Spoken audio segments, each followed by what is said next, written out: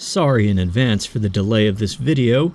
I'm sure everyone has heard by now, but Elden Ring DLC has been announced by From Software themselves. As I am writing this script on the 2nd of March, all the great Miyazaki has given us is a simple picture and not much else. Judging by this alone, I can safely assume it will be a while before we get any more information. So while we have the time, let's chat for a bit.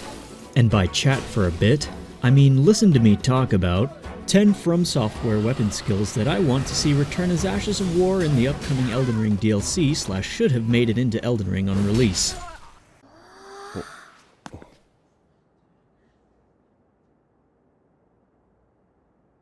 Yoru-san?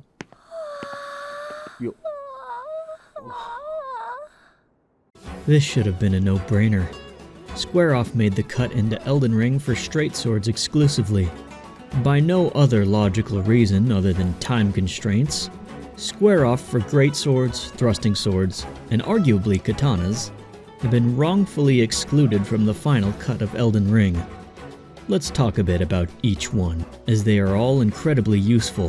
While they are the same skill, each weapon type offers a different attribute when used, while painting a clear and beautiful picture that expresses the dichotomy of offense and defense. Great swords. The slowest version of Square Off makes up for its lack of speed with hyper armor. Its heavy attack excels when used defensively, as it provides thrust hit counter damage, crazy amounts of hyper armor, and reduces incoming damage by half.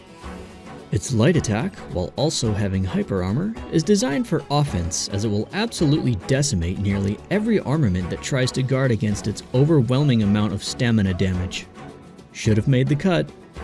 Thrusting swords, obviously, have a much faster iteration of Square Off, allowing the user to quickly disengage and re-engage with its light attack. This causes your character to dash backwards and become momentarily invincible, only to rush back in with a swift thrust.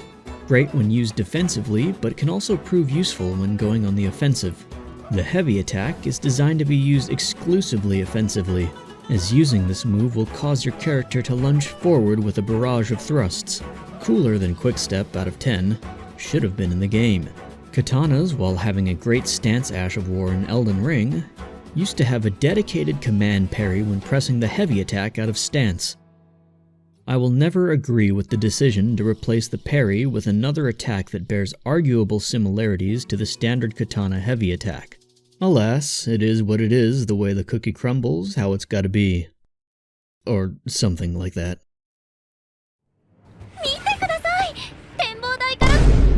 Every human being has something of value that they brought to the table. This is one hell of a long shot. But let's give fist weapons a Lion's Claw equivalent.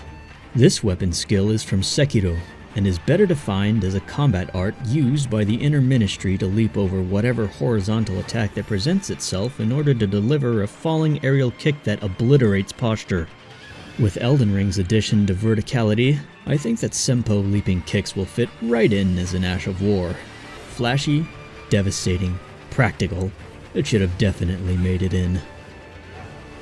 And Gilgamesh wept bitter tears, saying, "He who was my companion through adventure and hardship is gone, forever."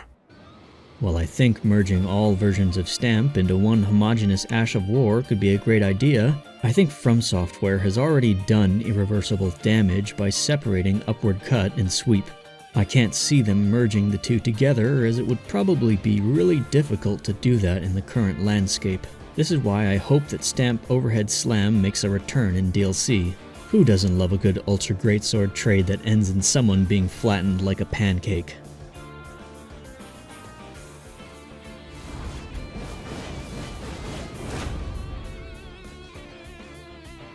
I mean, come on. It's lore friendly. They could easily tie this into the Ravenmount Black Raptor Assassins.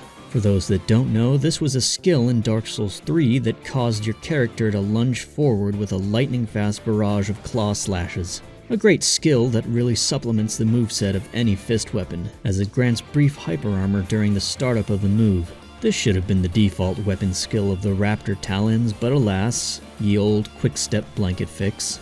I'd love to be able to put this Ash on a spiked cestus and unleash the true power of the Dempsey roll.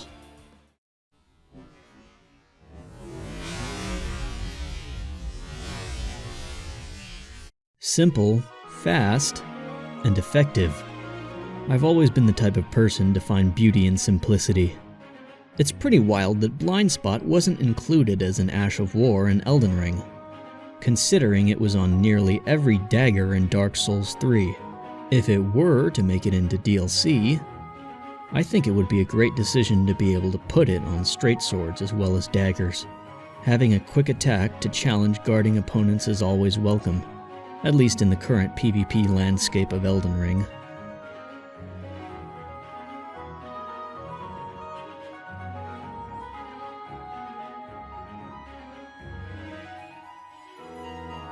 Mikiri Counter was a skill in Sekiro that allowed you to dash forward into a thrust attack in order to step on the weapon, redirecting it into the ground to get a guaranteed counterattack. While we do have guard counters, they aren't nearly as effective as an actual competently programmed counterattack skill. This is the critically acclaimed Dark Souls 3 PvP overhaul mod known as Champion's Ashes. In this mod, the Black Knight's sword, which usually has Perseverance as a weapon skill, has had an entire rework of said weapon skill. This is Cross Counter, a highly damaging, highly committal counterattack that guarantees a clean counter hit if you can correctly predict when your opponent is going to attack, should you have enough stamina to block the attack. Of course, your opponent can take advantage of your anchored state should they predict that you'll use this move. This is what the Champion's Ashes developers refer to as balance. A concept foreign to Elden Ring, it would seem. Looking at you, Raptors of the Mist. Either way, seeing something like Mikiri Counter or Cross Counter introduced to Elden Ring would be awesome to say the least.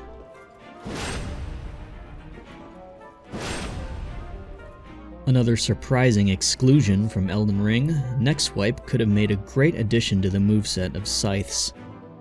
Neck Swipe provides a healthy amount of hyper armor to trade with smaller to medium-sized weapons in order to slash at the head of an opponent, inflicting a headshot.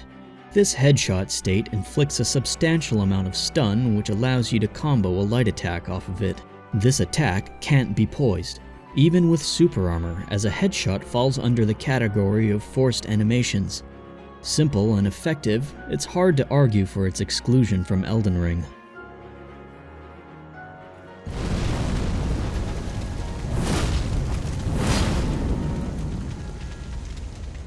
A unique skill found on the Ring Knight Straight Sword.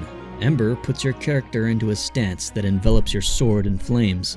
Pressing the light attack will cause your character to lunge forward with a barrage of flaming slash attacks, utilizing the increased range of the sword to smother your foes with aggression. Pressing the heavy attack will cause your character to rush forward to close the distance with an incredibly long-ranged thrust attack. The hyper armor you have in this state forces your opponent to respect this move unless they have something with more range than a spear to outspace you. With the removal of Square-Off's hyper armor properties, straight swords lack ways to set up beneficial trades in the current metagame. Unless you power stance them, you'll outtrade everything that isn't also power stancing.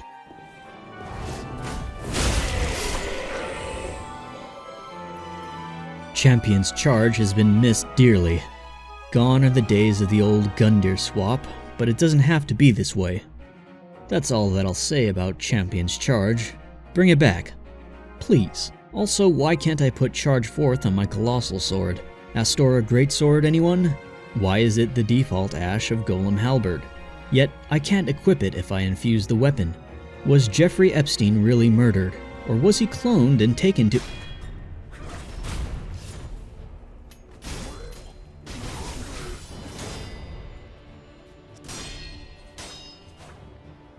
One of the most out-of-pocket, extravagant-looking skills in any FromSoft title.